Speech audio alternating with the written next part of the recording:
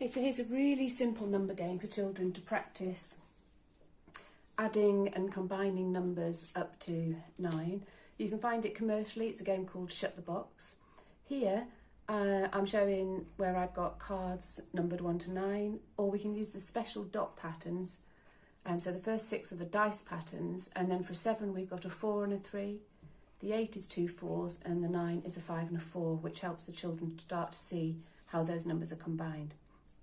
So use one or the other. You could use a deck of playing cards with 8 to 9, or you can simply just draw a grid with the boxes 1 to 9 on. And there's a couple of ways to play this. One way is just to play it as a solo, and so you throw 2 dice, and what you do is you add up the score. I've just realised you probably can't see where the dice are. Let me just shuffle that a bit. I've got a very precarious setup here. So there we go. So you can see, always try to use dotty dice if you can to start with for your children, because it helps them to spot the patterns and to stop having to count.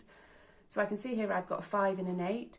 And what you can do on your turn, so remember we've only got one set of these cards, is you can, if you've got cards, you can flip them over. So I can flip over any cards that are still showing that have a total of 8. So in this instance, I could just say, well, I'm going to use that as 8 and turn it over or put a counter on it. And then I just keep going. So now I've got 9. I might turn over the 9 card. And now I've got 6. So you can see here what I'm doing. Now I've got 7. So I could turn over this. Oh, did I have 7? I can't remember what I had. Let's assume I had 7. So I've got 7. I could turn over the 7 card, or I could turn over any other combination. So just to show you what I could do, I'm going to turn over 4 and 2 and 1. Okay, 4, 2 and 1 add up to make 7.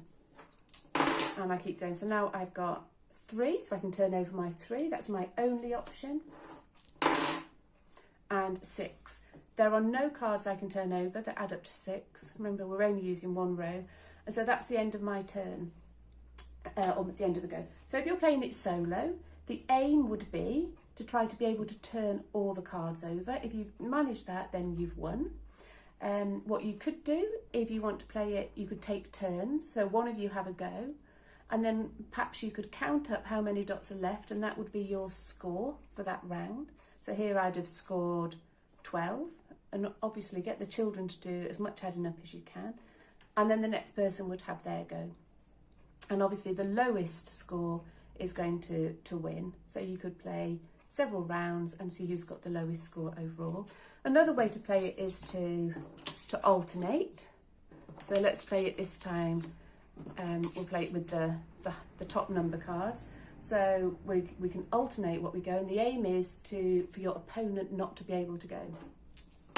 So let's suppose I get 4. So on my turn, I'm going to cover 4. I'll use different coloured counters just so you can see what I'm doing. So I'm using the top row of numbers this time. I've got a 7, so this is the next person, they've got 7. So they might think, actually, I'm going to cover up 1 and 6. And then the blue turn has got 8. They're just going to go 8. Red turn, got 7. They might just take the 7. This is the blue turn. Oh, the only thing they can do is have the 2. Red turn, got 9. Blue turn's got 6. They can't go, so red would win that game. So there you go, a couple of ways to play what is called Shut the Box.